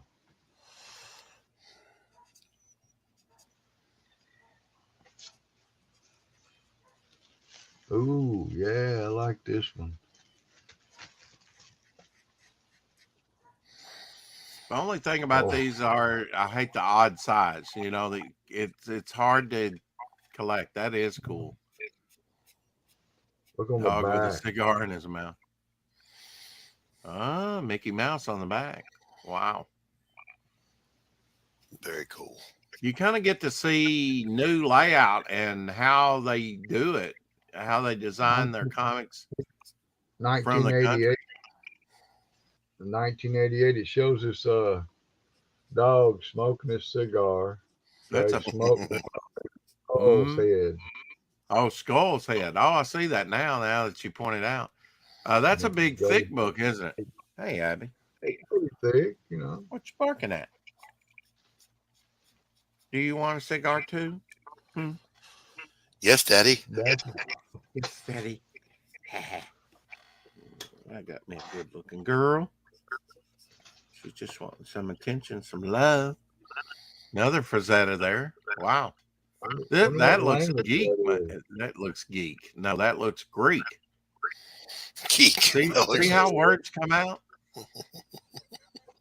That looks geek. That looks geek. Man.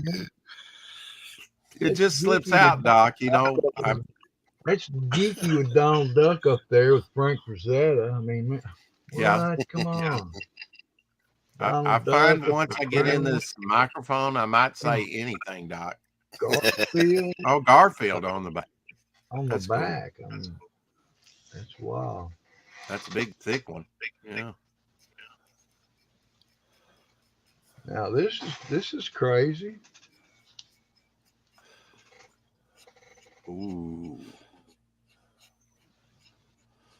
Yeah. No prisoners. No prisoners. Death to you all. 500 denarii. Senna 500 denarii. 1987. Well, I know I have a Batman 99, I think it is. That's from France. Gorilla cover.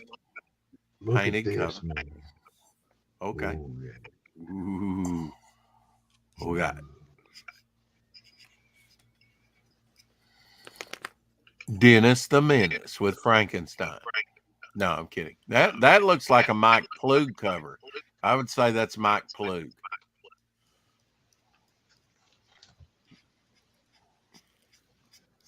Oh, wow. 2 variants. Look at that, Doc. 2 variants. Mm-hmm. 2 different covers.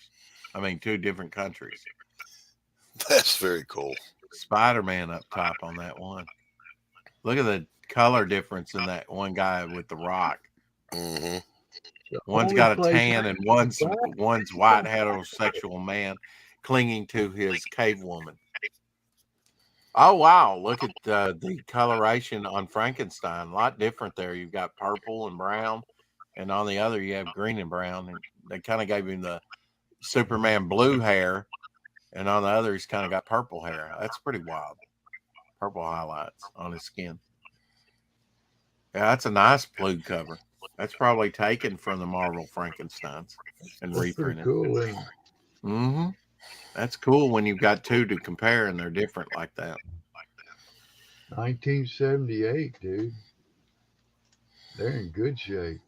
At least that one is. No, I'm sure the other one's close.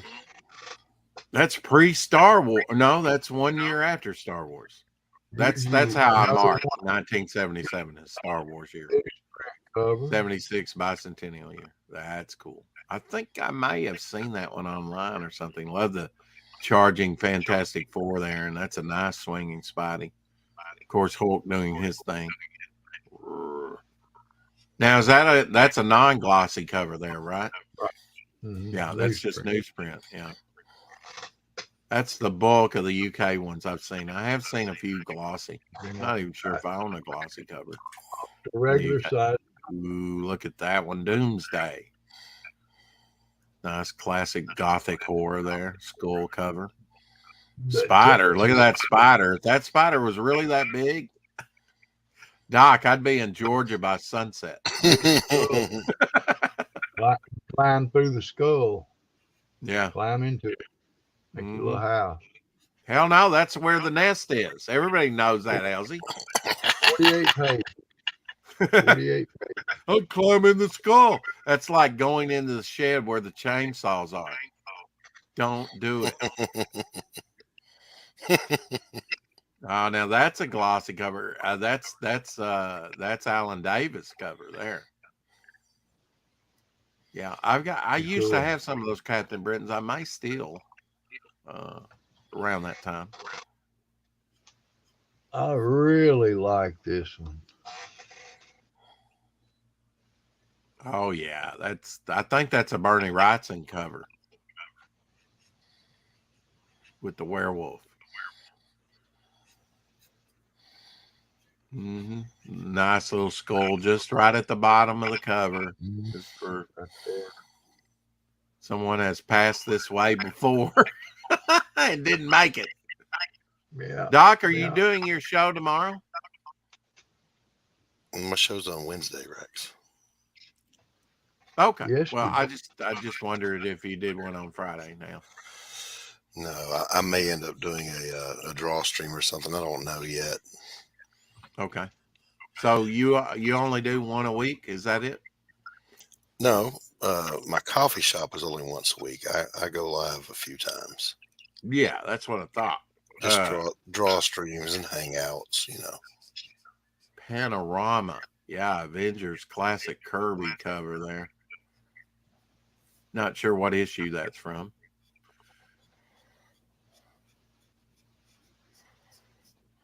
That's cool when they redesign the old classics. You get to see cool. That in the foreign. I think I've got one more. You have one more? One more. One more. Ooh, look at that. Hobbit. How cool is that? That's pretty cool. You have a year on that one? Probably late 70s, huh? It's got to be 78, I think. That looks like the Ralph Bakshi version, huh? The animated? Yeah. Yeah. So Elsie takes his glasses off to see better. I love it. I do the same thing to see up close. Do you? Yeah. Yeah. You got to do what you got to do. Yeah. You're probably right about 78, I guess. That's what I think. 77, 78. Mm-hmm. Might be 77 Star Wars year. You go crack it open. Boy, it really does sound like a crack, doesn't it? Good. He just ripped it in half, folks. No, ripping in half will be. Yeah. Beautiful magic tape. How do you do sound effects in comics, Doc? Do you really have to imagine what sound effect do I want here, right? And kind of the sound of it so that you can spell it. Oh yeah. And really, sound effects are kind of hard, to tell you the truth. For me, anyway, onomatopoeias. Imagine the right word that you want to put there, because there's emphasis on that word, right? Onomatopoeias, baby. There's an art to it. Popeye. Doc, would you eat tuna and sweet corn on a pizza? Not even if you put a bazooka to my face and threaten to torture a kitten. Okay. Well, that's what I thought. Hello, Jolly Green. Ho, ho, ho. Where's Sweet Pea? No, or Sprout. Sprout. 1973. 73? Wow. Are you looking at the right date? I guess it's been out there. Okay. Yeah, that's the page number. All right, moving on. Not what? No, 1981. Okay. Saw that right below it. Oh, okay. Yeah. So I was on the thoroughly. Especially it said 21.04.1981. Yeah, nobody cares. Doc, what were you saying? No, I was just saying I was kind of close with the 79. Yeah, usually there's a 2-year delay. That's a little over 2 years, but usually there's a 2-year delay in reprinting for foreign comics. So if like say Ralph Bakshi came out with it in 77, it's probably going to be 79, but that's 81, I think. So that's kind of, it might have taken that long to get the rights to do it. I don't know. Right. That may be a special. Cool stuff altogether, Elsie. Very cool stuff. Slavinsky. Yeah. That means take your clothes off in Russian. Right here. Look at that. Hugo Stravinsky. It may be Yugoslavian. Boy, I barely got that word out. Issue 647. So they've been doing that a while. That's the thing about foreign comics. Like, I have a big, Lee Fox, the Phantom collection from Australia, Doc. And they go all the way up to 1400s. They're like maybe 1600 now. They've been doing that since 1942. Holy cow. Yeah. I mean, I thought I was always in awe of Dale's 4-color that started unnumbered number one. I think was Dick Tracy, and they would do the photo covers, the animated, all over the place from Rio Bravo to which that it was the anniversary of Rio Bravo a couple of days ago, the release of it. Great John Wayne movie with Robert Mitchum. Yep, and Anyway, and what's her they name? The little hot girl in the brown leather pants. What was her name? On that one? Yeah. No, that was El Dorado. Yeah, I believe you're right on that one. Yeah. Which they're pretty much the same movie. Yeah. Well, yeah, some of those are, yeah.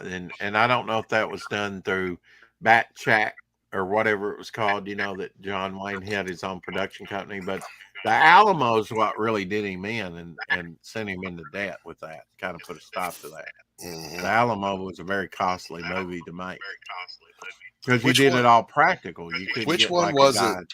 Which one was it where John Wayne is wounded in the leg and he's hobbling on a cane, and then he forgot, the actor John Wayne forgot which leg he's supposed to be hobbling on, so he switched legs, and at the end of it, Robert Mitchum says, I'm not the one that's messed up. You can't even remember which leg to hobble on. And they left it in the movie. That might be like, was he in Rooster Cogburn? That sounds like something Rooster Cogburn. No, it was either El Dorado or the other one that's just like okay. Okay. I think it was El Dorado. Yeah. He was in he did a bit part. His financial troubles over the Alamo. He did a bit part in Greatest Story Ever Told with Max Van Sydow playing Jesus, and he plays Seagal. Well, okay, Seagal. Okay, I thought he was in the Seagal. But anyway, senile. You're senile. Okay. See, I'll take the ball and just run with it, Doc. Rex. It's improv, baby. And he mutes. His best performance was he was a centurion. Even Doc can't stand the heat in the kitchen sometimes. I think John Wayne's best performance ever was as Admiral Rockwell Torrey in Harm's Way. He the admiral and the captain that were the naval consultants, U.S. Navy consultants, told the director, we don't have to tell him anything. He acts like a commanding officer. He's got it. There was only 2 movies where he died that I know of, Doc, and that was the Fighting Seabees back in the 40s. He grabs he's a construction type guy, and the Japanese are attacking, and he has the explosives on the bulldozer. He hits something, the explosives blows himself up to save the day. Okay, so that was self-deletion in Minecraft in that movie. But can you name the other movie where he's killed? Sands of Iwo Jima. Was he killed in that one? Yep. Okay. Well, I'm not saying that there was just 2. You're right. 3 then. Can you name the other movie I'm thinking of? Well, I know he dies in True Grit, but not on camera. He dies off camera. True Grit? Really? He died in True Grit? Yeah. No, he didn't. They did a sequel. Didn't they? No. When Maddie goes to find him in her later years, he shows up too late, right? And he's already dead. Yep. Well, I mean, that's not okay. Yeah, all right. 4 movies. That's weak. Okay, you're missing the Cowboys. Bruce Dern shoots him to death. Oh, that's right. In the Cowboys, he has that great line. He says, I've been shot 3 times, stabbed, had my back broken, and on my worst day, I could beat the hell out of you. Yeah, and he breaks his nose. He's got that big puffy nose. Yeah. Funny nose. I love it. He looks like Carl Malden or Jimmy Durant. Carl Malden. At my local comic store, that woman has the first comic appearance of John Wayne. Oh, wow. Is that a Dale? Man, it goes back so far. It's in the 40s. I don't know. Maybe the 30s. All about him, Yeah. Gentlemen and chat, I got to get going. I hate to interrupt, Elsie. I apologize, but I got to bounce. So good to see you again, Elsie. Good to see you, Rex. Supper is wafing. Good to Hail see you, the Doc. chat. Later, everybody. See how I wipe my nose without, while doing the. You got to do subtle things when you're in front of the camera, right? It's like I'll make a joke and wipe my nose simultaneously. I thought, that woman, I thought she wanted like $74 for it because I looked at it. I said, I'll take that one. She said, oh, you're going to buy the John Wayne? I didn't realize there's another 7 that was all almost bleached out. Oh, no, it's $774. It's in a box. She had that little box. I looked at it and I looked at the ones online and they were all about that much. But the highest graded one was only like a 4.5. Well, that's pretty nice comic she's got in a good shape, Yeah. But I don't know if I'd want to roll the dice on it because it's like you said, right. You throw it in a Western like that. You get it pressed and you get it graded. I remember one time, one of the last times I came, remember I bought those. She had some nice Lone Rangers that I bought and some Westerns. Yeah. I was glad to add those to my collection. Yeah, I got some Red Riders that look brand new, 10-cent, old, nice looking books. I used to, although I was very young, I remember the Lone Ranger and Tonto. The Lone Ranger cartoon came out in 1966. I saw the old black and white. That's what I grew up on, Yeah. Well, they were probably done in color, but you had a black and white set. No, they were done. Not every one of them were done in color. Oh, you mean you're talking the TV show? I'm talking the animated cartoon. No, I'm not. I didn't ever see that. Yeah, I did. I saw that. And you can see most of those, if not all of them, on YouTube. YouTube's great for watching those old cartoons. I was watching some Alex Toth Space Angel, and that's kind of like Clutch Cargo. All right, I'm going to mute Elsie. What's he got in his hand? A chicken bone? The hell? That guy's got all kinds of stuff.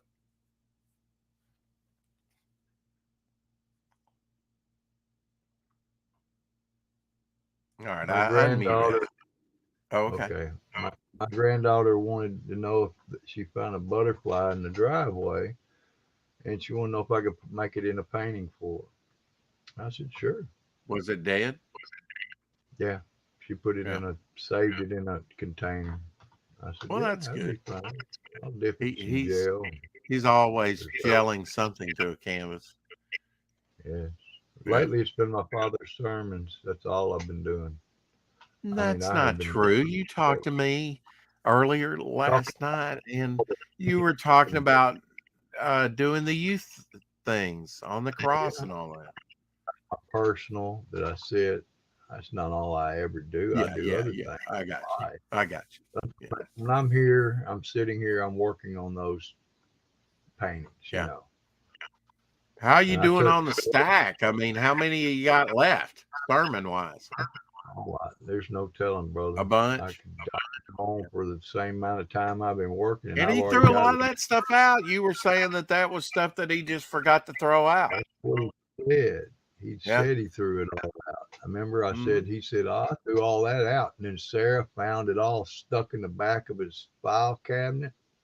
All 1992 sermons and pages of this and that. And I'm just like, God, I'm talking big old stack. Can you imagine what he threw out from all over the years? Because how long did your dad preach? How long did your dad preach?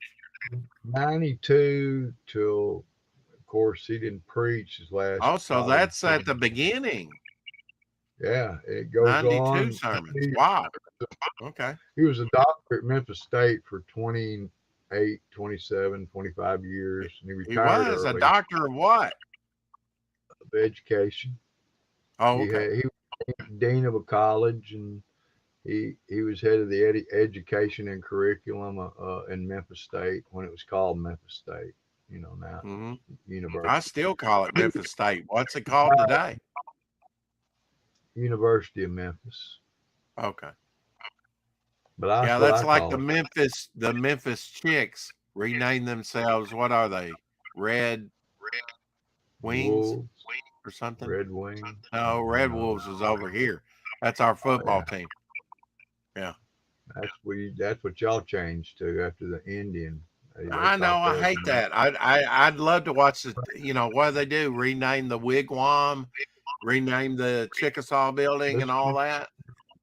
yeah, just throw They all the probably history removed the away. big old statue. Remember when you were going in the building to the Wigwam? Hey, They had the big Indian chief marble history statue. don't mean nothing, brother. Put it in my I know. yard. Yeah. That big marble head in my backyard. I got room for it. Yeah. Yeah. And you got a pretty big backyard for your plot, actually. Yeah, I do. I You could like it, but it's accommodate it. all just Your flat dog land. would just lick it. She does. Yeah. She eats some of the grass out of the yard too. Yeah. Your dog, Honey, licking her paws raw, you were saying, and eating worms and licking. Yeah. What Shoes, else? walkers. Shoes? Yeah, anything. Yeah. Your blue jeans. She'll clean off anything for you.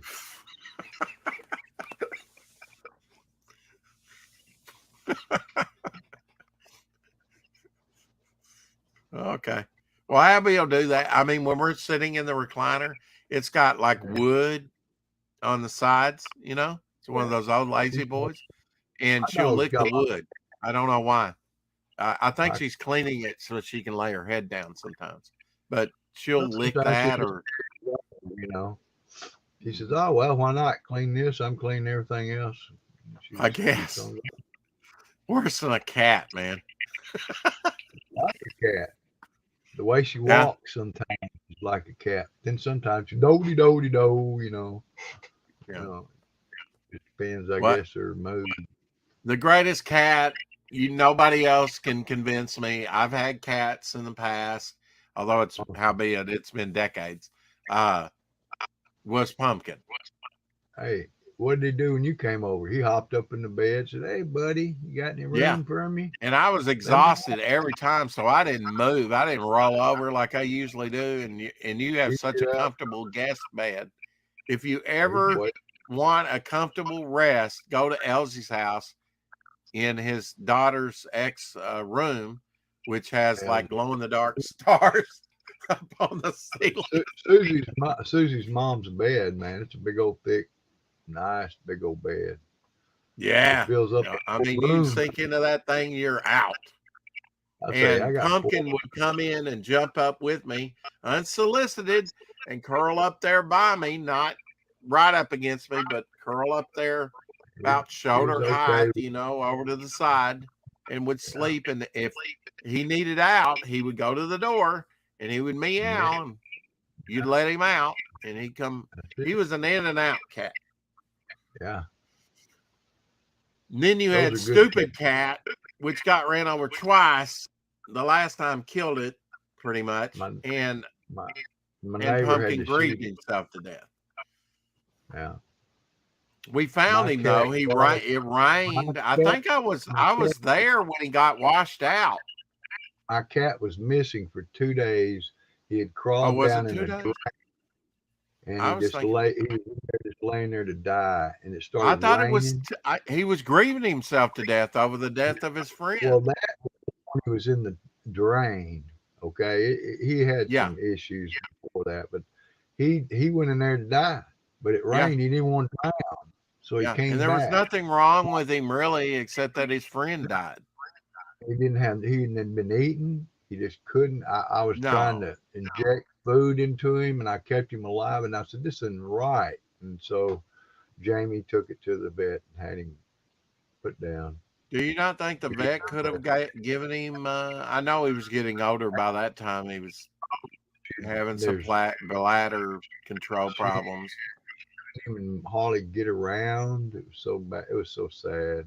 Yeah. Well, as I remember it, he was like in that at the foot of your driveway in the drain pipe, and he went in there to die. And it rained while I was there, and kind of washed him out. He was skinny as a rail. And we brought him inside, and and wouldn't eat, got him warm. And, he just meowed and sounded so terrible, and I couldn't do nothing for him.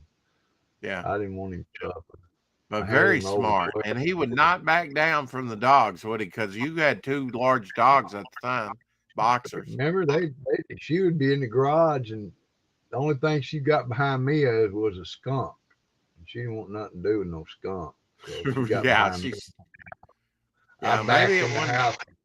My gosh, because it came in the garage, man. I'm like, oh my. Oh yeah, I think I was over there one time when the skunk because you kind of leave it up a little bit to let the heat out during the summer, and the skunk come right in. Cat wanted it. Yeah, cat could come in and eat. You got to wonder if Pumpkin was ever sprayed. Why would he be afraid of a skunk, really, and know to be afraid of a skunk? I think, he could smell that skunk without that skunk spray. I guess, that musky smell. Yeah, I couldn't, man. And he knew what it was, and he says, and not only that, they can blind you with their spray. They're mean. They'll bite you. They'll fight you because they weren't scared of nothing, man. Not at that point, because they were in the neighborhood and everybody was scared of them.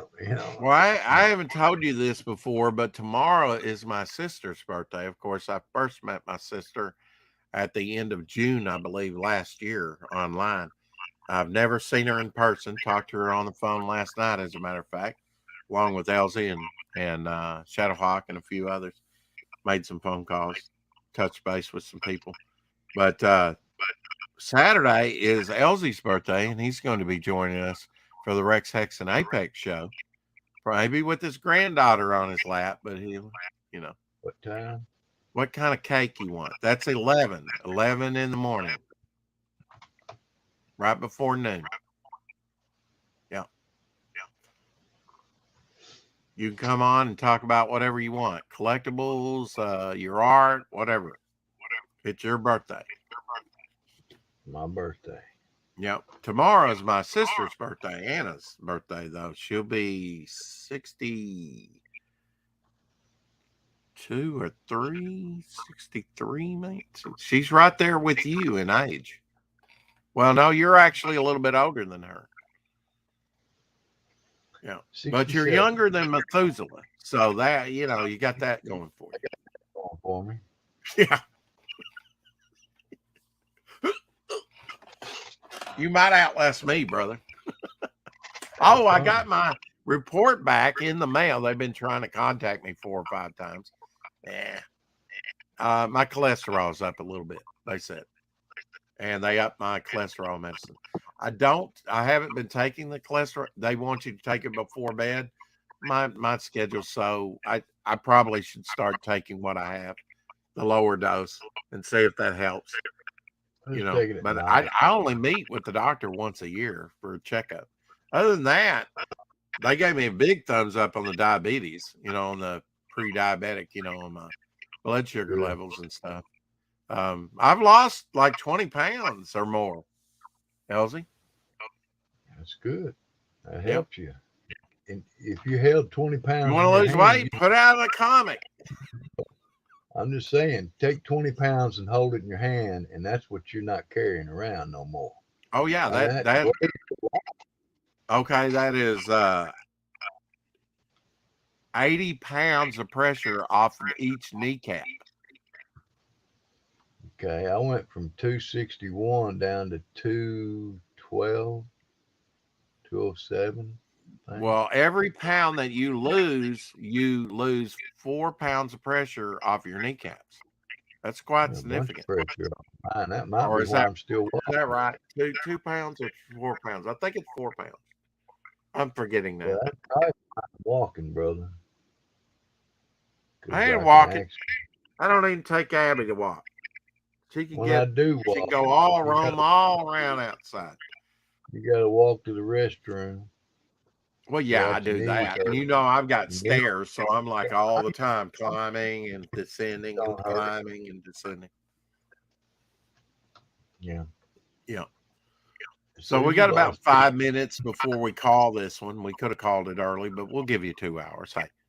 I said, Susie's lost 51. Wow, that's good. Has that helped with her balance? Still having some issues when, Yeah. I don't know Well, what my it is. father had that too with the equilibrium, He fell on my mother's leg and broke it. So while he was in the hospital for his health issues, she was in the hospital with a broke leg. We just use a walker and make sure it's all good. And that even gives her exercise, because them walkers weigh, if you get a good one, it'll weigh a little bit. Yeah. And you just tote that everywhere. That'll get your arms in shape. Yeah, and water therapy is good too because that water resistance. Yeah, A lot of people Susie's sister was in the hospital because her heart wasn't beating.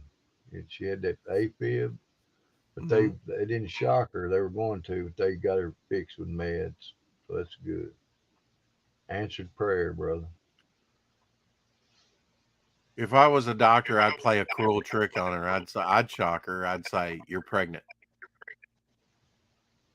She'd say you're lying. Yeah, she probably would. She said, I done took care of that, brother. It'd be impossible.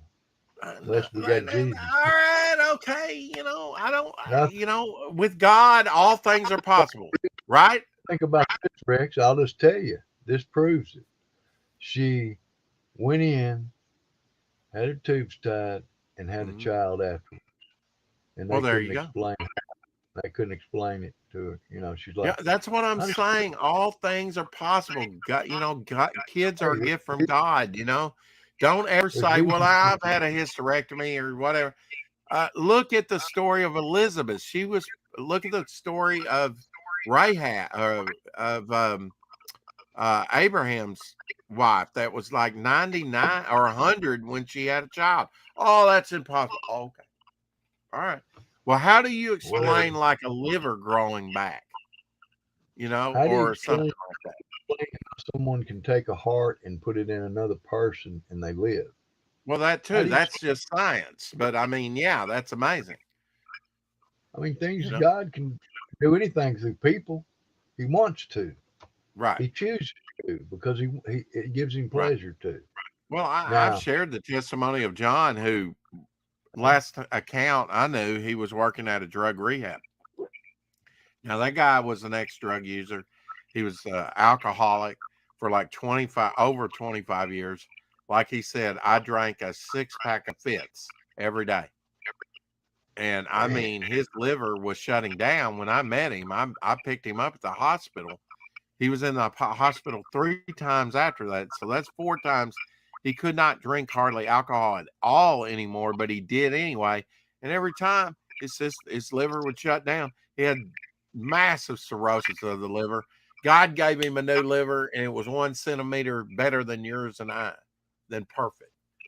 And he said, I'm done with the drinking. I know if I drink again, God could conceivably give me that same liver again. That 45 overblown 45 centimeter one.